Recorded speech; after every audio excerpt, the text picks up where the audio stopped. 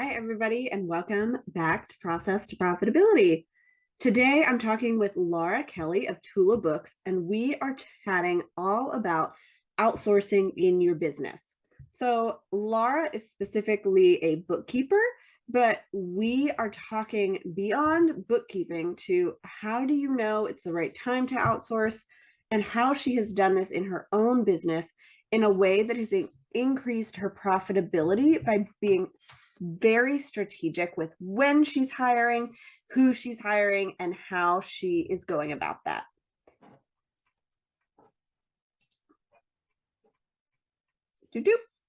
Laura Kelly is the founder and CEO of TulaBooks, a modern bookkeeping firm servicing small business owners and entrepreneurs. Laura has over 15 years of corporate accounting, finance, and HR experience and brings those years of knowledge to her clients' books every day. She loves crunching numbers, but what she loves even more is translating those numbers into a meaningful story for her small business clients. She helps you step out of spreadsheet mayhem and into your role as a CEO.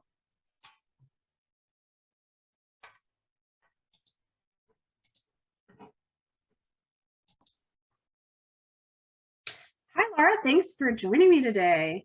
Hey, Samantha. I'm so excited to be here. I introduced you at the beginning of the show, but I'd love if you could share a little bit more about your business journey and really how you have built a profitable business. Wow, you're just hitting it right off the top here.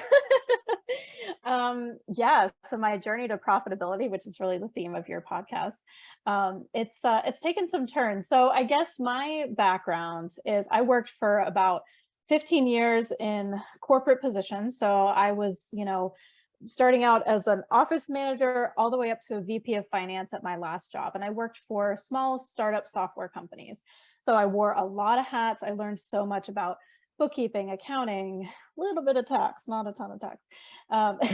So that's not my area of expertise, but all things finance and then some HR related things too. And then when I had my daughter in 2019, I took some time off. And I did that for probably about 3 months. And then I started getting contacted by some of my old corporate contacts about doing some hourly work. So when I started TulaBooks, it was as an hourly CFO. So I was doing hourly consulting. I quickly scaled that up to like 40 hours of my time a week. So I was like making bank. It was amazing. So that was clearly profitable because it was just me and I had super minimal expenses. But I really quickly learned that that work didn't really light me up and it felt a lot like still being an employee. And I knew I really wanted to go after more of this entrepreneurial business owner, setting boundaries, setting my own schedule, being flexible with my life. And I knew I couldn't really have that just by being a 40-hour a week, basically a contractor. So I pivoted the business probably about a year and a half into that and switched to now we are a modern bookkeeping firm. I have a team of bookkeepers that service our monthly clients. And then the work that I do VIP days kind of when requests come in and when I want to do that, but I don't necessarily have to do that. But that was a big shift profitability wise, right? To go from like billing hourly, everything went to me to now, wait, I have a team and we've got tons of software platforms to support our clients and all these things. So it's been a journey and I'll be honest, I'm not making as much money as I was when I first started, but this is so much more exciting to me. I love the work that I'm doing and I see so much more possibility profit-wise for this as it starts to scale. So this model really could be infinitely scaled where my hourly rate, I was obviously capped unless I wanted to just kill myself. So anyways, that was not a very short answer, but that is my background. So I pivoted from kind of full-time CFO to now running this bookkeeping business and just having a blast serving our clients. I love that you knew you had like this really profitable thing in being an hourly CFO that you could have kept going knowing, okay, I'm going to make a lot of money. I'm going to be really profitable, but that doesn't serve the lifestyle that I want to live. And so sometimes we have to step back from just looking at how much money can I bring in to really do a bigger picture overhaul to build the type of business we want, to have the type of life that we want, even if that means we're not making as much money in the bank, because there's so much value in that other stuff. Totally. And I also realize that I'm in this stage of life, and I know you are too, Samantha. You've got a little one. I've got two littles at home that, at a certain point I could pivot more to being more focused on the business later on. And like I have a lot of years ahead of me to really build that wealth over time, that it's a season, and this works so well to be able to support my family unit. I take every Friday off. I take other days off when I need to and want to, because I have this team. Like, it's so great. All I need to do is just answer Slack messages most days, and the team is just off and running doing their thing. Like, how beautiful is that? So now I just worry about, hey, can I bring on more clients? Can I grow this? Can I scale this? But the structures are in place. Like, I'm ready to rock and roll. Let's bring on the clients, Samantha. Let's do this.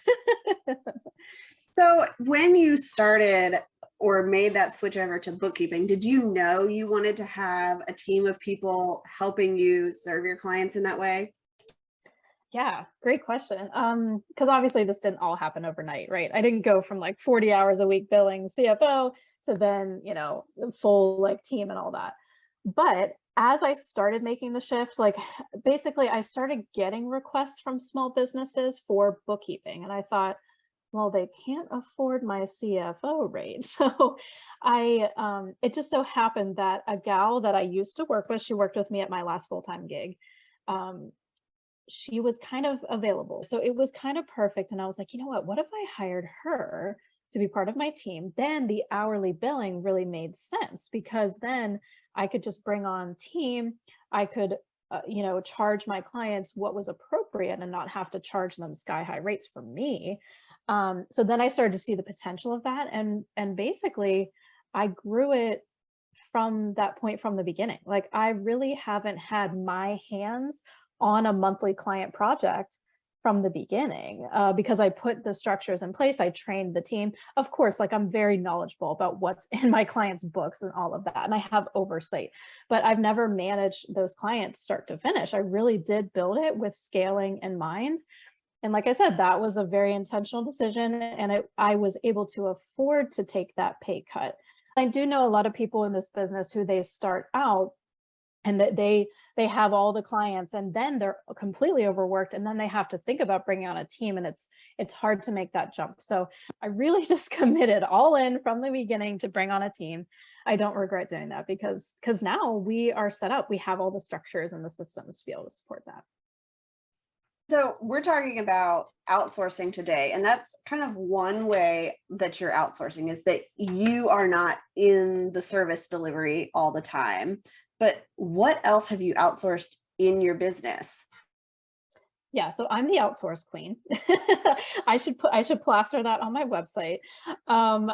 So from the very beginning, yeah, I guess I've always had an outsourced mindset, because even like I said, building a team from the get-go, but even beyond that, even beyond the service delivery, I have outsourced so many things in my business. I knew right away I didn't want to waste my time trying to create a logo or anything with graphic design. Didn't want to do website design. I even outsourced originally all my copy. All my website copy has been written by other people. So I have really outsourced almost every single aspect of my business. And I've learned a ton along the way, but I was lucky, like I said early on, that I was kind of making bank. So it was easy for me to make those investments. Now that I've scaled back, I love that I've had both aspects, where like I was really flush with cash, and now I'm not so much. So I see both sides and where my clients are coming from, that I have to be really smart now about the things that I do decide to outsource. And unfortunately, I've had to get scrappy and like do some writing myself and do some things myself, but it's really taught me both sides of the coin, because not everybody is going to be in a financial situation to just be able to pay a copywriter to write your entire website. Like, most people have to do that themselves when they start out. So I love that I'm getting both experiences now, so I can really kind of sympathize and empathize with my clients who have had to be really scrappy in the beginning, where my journey was kind of flipped. It's like, now I'm a couple years in and now I have to be scrappy. But yeah, I've learned a lot along the way.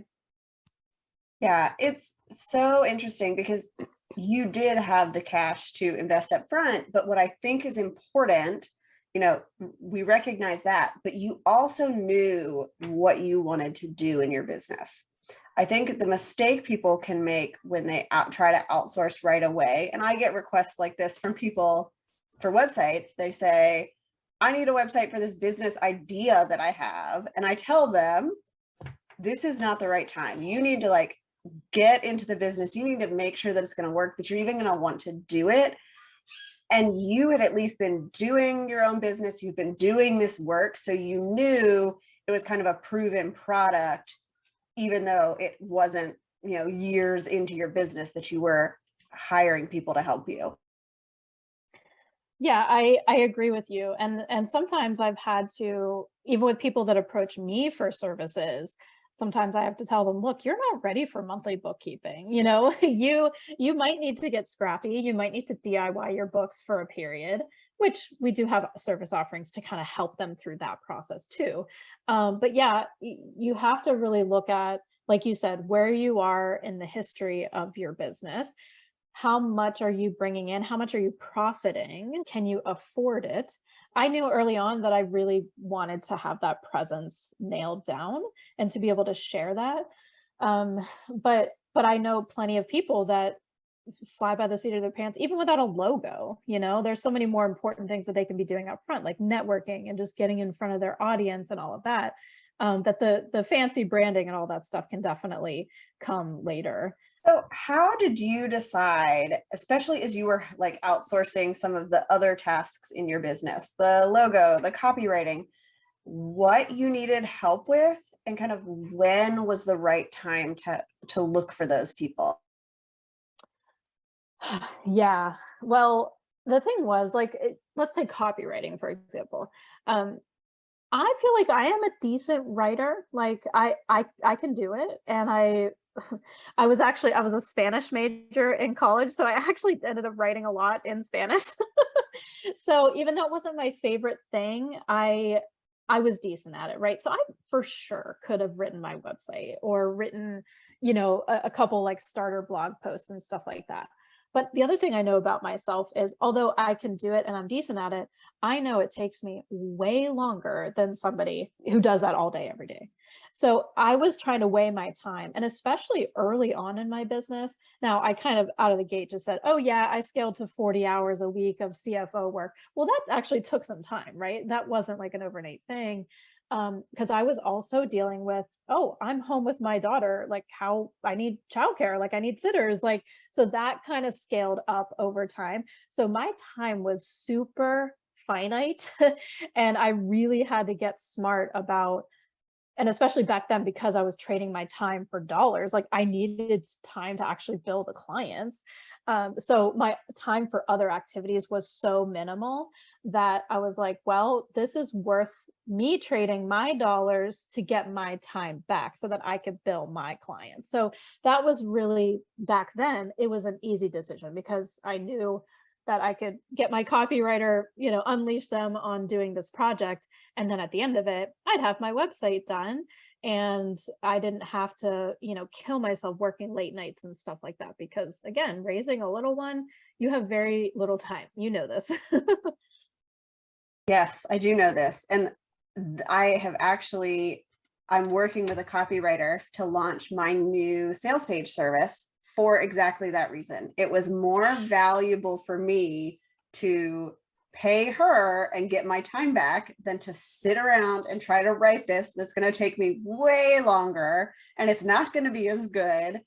Exactly. And it's kind of a balance of profitability of I'm going to put out this investment in order to make it back. And that's kind of where you're balancing those two things. And sometimes it's just, I don't have the time to do this. So, people who have house cleaners or something, which I'm so jealous of, I could do it. And maybe, it's not, I get income directly because I'm not, but there is still that balance of like, there are other things I want to be doing with my time. Yeah, absolutely. I agree with you there. When you started outsourcing and you kind of picked something you knew you needed help with, say copywriting, how did you go about finding the right person and deciding that it really was going to be worth that investment of your time to do the search, your time to kind of give them the information they need, and your investment of money? Ooh, yeah. Now, when I started out, um, I didn't realize that this whole online business world was a thing. Okay. I was just like, here I am, I'm doing like financial spreadsheets for people that I knew in my direct circle locally here in Pittsburgh. And then once I started kind of expanding my horizon a little bit and realizing, oh shoot, there's a whole world out there of these service providers, it really opened my eyes. So I would actually say the way I picked my person back in the day was way easier because I actually picked from somebody that I knew locally, who it turned out she's in this online business world now too. Now I would say it's a little harder because now I am following so many people on Instagram, and I know, a ton of people, Samantha, that even do what you do, or like I know a ton of copywriters. So back then, I'll say, like, initially it was the connection. She was somebody that actually I had worked with in the corporate world, which was really cool. And she pivoted to start her own business. So I thought, oh my gosh, she's perfect. She knows me, like she knows me in the real world. So I was like, she's going to be able to write for me because she knows me and my tone and my jokes and all that kind of stuff. And she's made this leap from corporate to this online world. So I was like, this is a match made in heaven. So that was like a no brainer for me. Now I would say a couple years in making the decision, because like I said, there's so many different options out there. I think most of these decisions end up coming down to the relationship. Like, how do you jive with this person? Do they get you? Like, and even when it comes to, well, actually, I'll say, especially when it comes to people that invest in my services in bookkeeping, relationships are so huge. When it comes to things like your numbers, like people really want to know that they trust you. They're not just going to pick some Joe Schmo off the street. So usually most of my clients end up being word of mouth referrals because they had a really great experience with Susie Smith down the street. And now they're like, oh, you trust Laura with your books? Okay, great. I'm going to book a sales call with her.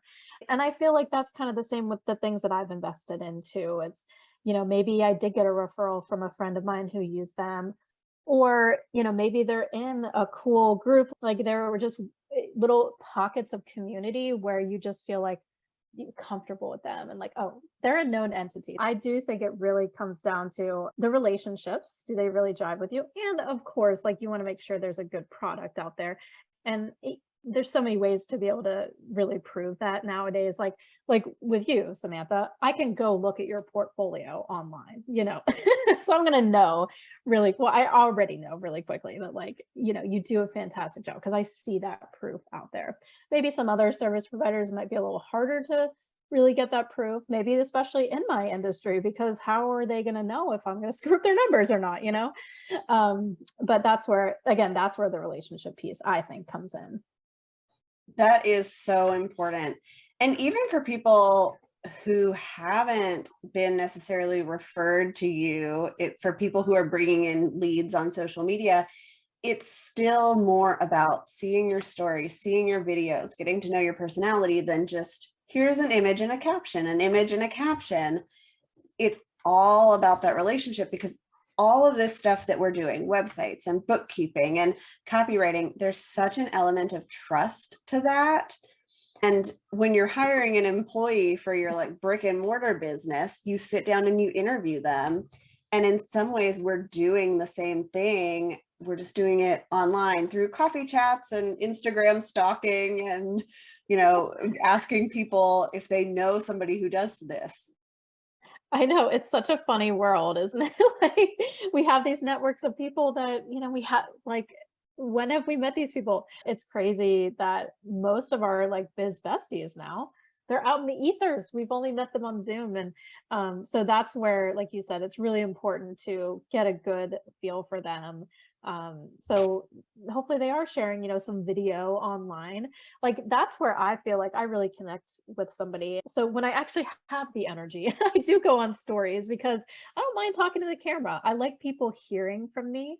I really like recording like Loom videos for clients and for other people because I just feel like That's how they're going to get comfortable with me. When they hear me talking, they hear how passionate I am about numbers and spreadsheets. They're going to be like, yeah, I need her on my side because I couldn't care less about spreadsheets. That's where I feel like I really shine, is like through these, one-on-one connections and just, I guess, over video. If somebody's looking specifically to outsource bookkeeping, because that's what you do, and I think that can be one of the first things, especially like as an ongoing task, that we want to get off our plates, that we just don't want to look at the numbers, we don't want to think about them. How do people know when it's a good time to look at outsourcing something like bookkeeping, where somebody's really got to get in the weeds and they don't want to do it themselves? Ooh, yeah. So I hate to give this answer, but it depends. I don't have a really good like yardstick formula for you of like when is the perfect time for you to outsource. Now, there certainly are markers of, your revenues should be in a certain place or your profits should be in a certain place. Even that, I hate throwing out numbers because I've had some gals invest in me that probably shouldn't have because their numbers weren't really in the right place. But for them, it was so hugely valuable to get a handle on their numbers, and they truly, truly valued what we did. So I'm not going to turn them away.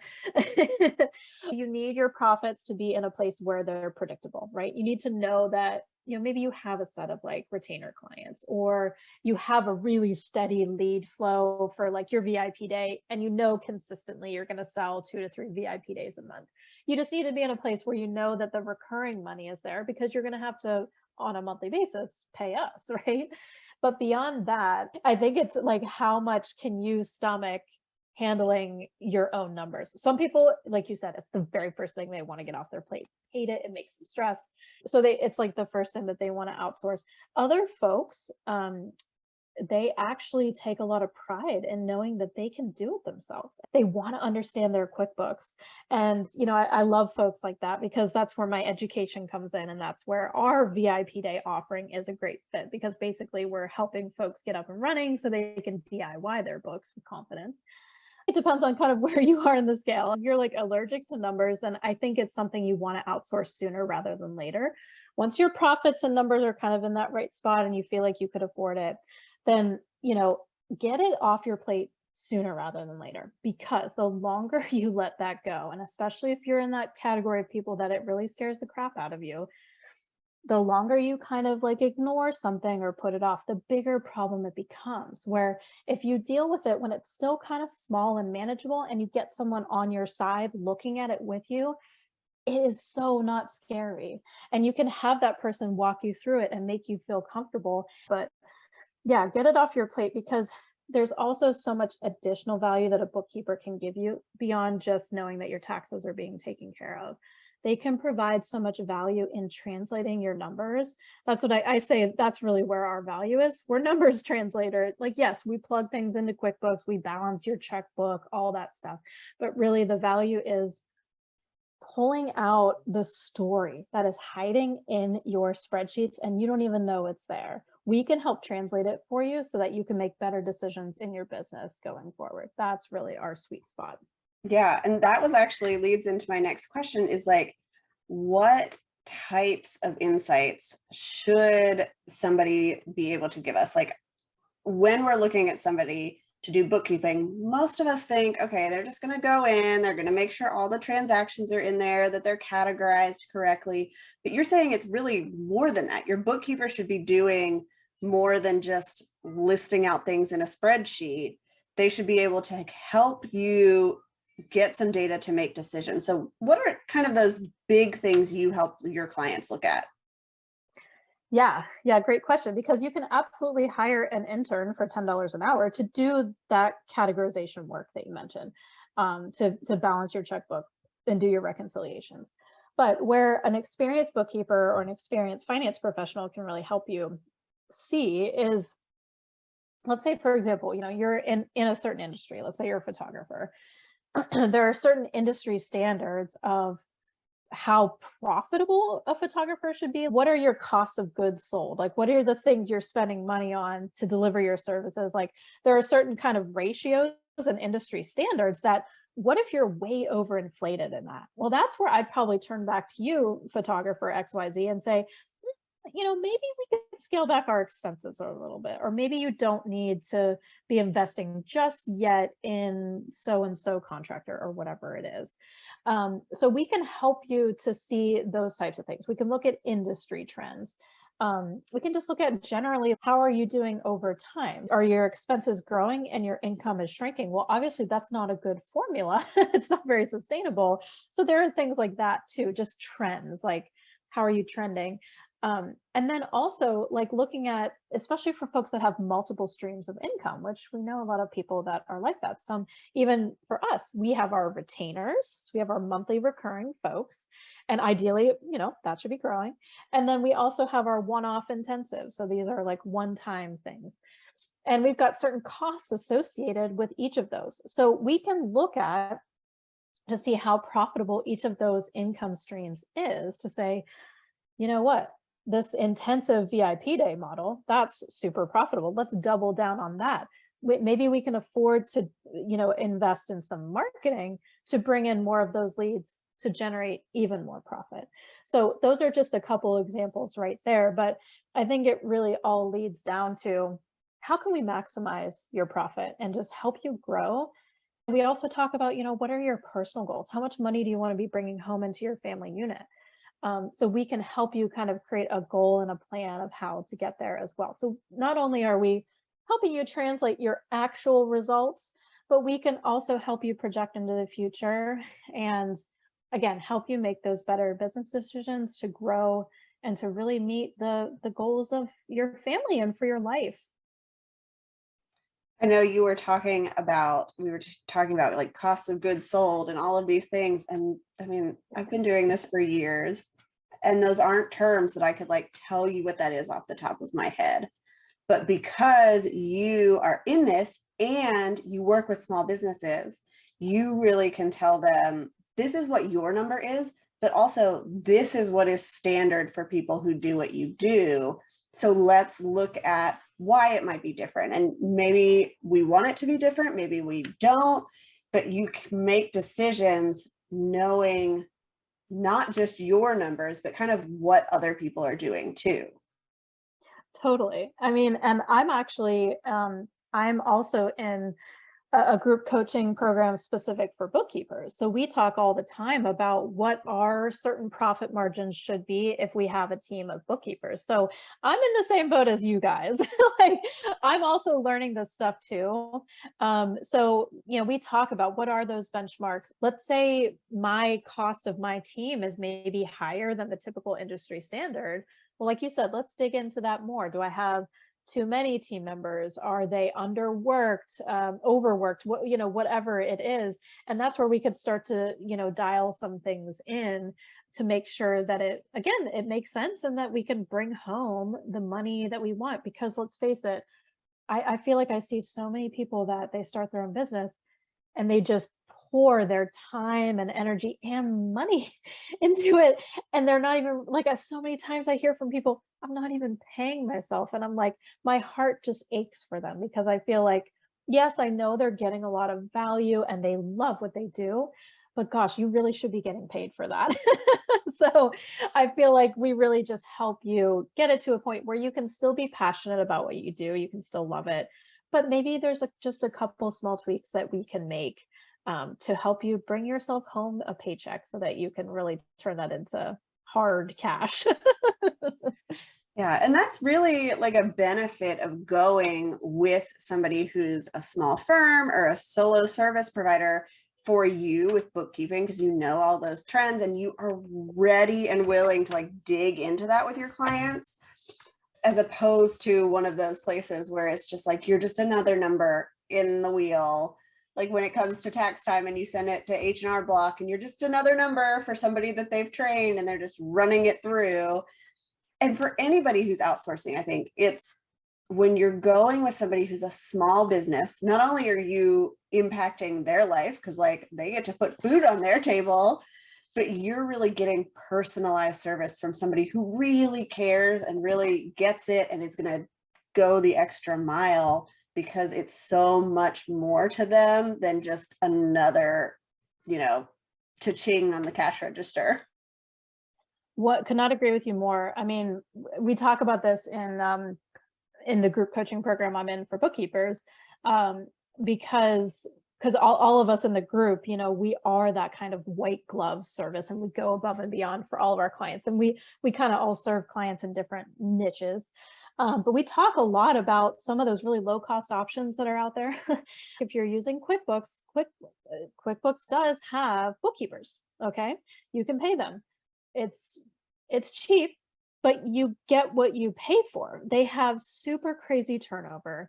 You're not getting somebody who is, like you said, Samantha, invested in their business, wants to learn about it, actually asks you once a month, hey, how are you doing beyond the numbers? What is going on? They don't do that kind of stuff, but you don't get that personalized service where they're really invested in you and your industry, and they want to learn so that they can turn that into providing you so much more value. And just having that relationship with someone is valuable. I just got an email from a client whose website I did years ago that something isn't working anymore and asking me to take a look at it. And it's like, they are still able to come back to me because I know their business. I can go in there and look at it for like 2 seconds and I understand what's happening because I was so in it with them. And I'm still doing that for my clients now. You're not just handing it off to somebody. It really is a relationship that is also giving you a service. Totally. And I think you said this earlier. I just love that pun. You're not a number. You're not just a number on a roster. Like, each of our clients means so much to us. And we just have a great relationship with them. And the other thing about me is, because these financial, numbers meetings, certainly they can be dry, right? But we just love having fun. So we're always like trying to tell like stupid jokes and like make it more lighthearted, while of course we're providing you the value and digging into your numbers. But I feel like most of the time it's not even like talking about the numbers. It's just like making you feel like it's all okay. We're figuring this out together. So I would like to wrap up with the question, what has been the most impactful decision that you've made in your business and why? Oh, well, I mean, I think it comes back to the team aspect of things, like really deciding and full blown committing to having that team, even knowing that, again, in the short term, it was less profitable. It still is less profitable. But investing in my own team members, because outsourcing to other service providers, that's something different. Still totally love and jam out on that all day long. But my own team members and I'll say this too, I decided to make them employees instead of contractors. That, I think, also has been a huge decision that has benefited me so positively, because they're all super invested and they love it. And we just have so much fun. We've got tons of like Slack channels and we're always like sending gifts back and forth. I'm really working towards that point where I can be that removable CEO, because again, the team is servicing the clients. We're putting structures in place. So just really doubling down on getting that team in place, knowing that it will be infinitely scalable if and when I want to take it to that next level. But for now, it fills my cup. It's paying our family the paycheck we need for now, and it's going to grow and it's going to be awesome. So yeah, deciding to move forward with a team, I think that was really the biggest thing that's going to help me in this business. And I love it. So if people want to connect with you and maybe learn more about your services or just get some tips and tricks about bookkeeping, where is the best place for them to do that? Yeah, so we're most active in terms of social media platforms on Instagram. We do have a steady feed of like static posts. So there's lots of like tips and tricks and things not to do in your bookkeeping, all that kind of stuff. So you can definitely go and binge all of that content. Occasionally you will see me on stories. I'm not as consistent as I like, but I'm getting there. So definitely check out Instagram. We're at tulabooks.co. And then, of course, check out our website, www.tulabooks.co. We've got lots of information on there about how we work with clients. I'm all about the connection. I'm all about the call. So book a call. That is the call to action. Book a call with me, because even if it doesn't end up that we work together, I just like being able to hear, like, what are your financial woes? What are the things keeping you up at night? And even if I'm not the service provider for you, I might be able to point you in contact with, maybe you actually need a CPA. So I can make referrals for that. Or maybe you're not quite at the point to hire a bookkeeper, and I'll tell you that. Let's book a call. Let's chat it out. Awesome. I will link to that in the show notes so people can check it out. But thank you so much for coming on the show today. This was such a conversation. Hey, thank you, Samantha. I loved it, and I will see you soon. Thanks so much for tuning into this episode. As you have listened to Laura talk about outsourcing and bookkeeping, I hope you keep in mind that this is something that may take you a while up front, but over time, it's going to save you time and money and help you be more profitable overall in your business. And that's not just if you're doing bookkeeping, it's also in your outsourcing journey. So I want to encourage you to think about one thing that you could outsource in your own business and make a plan for when that should happen.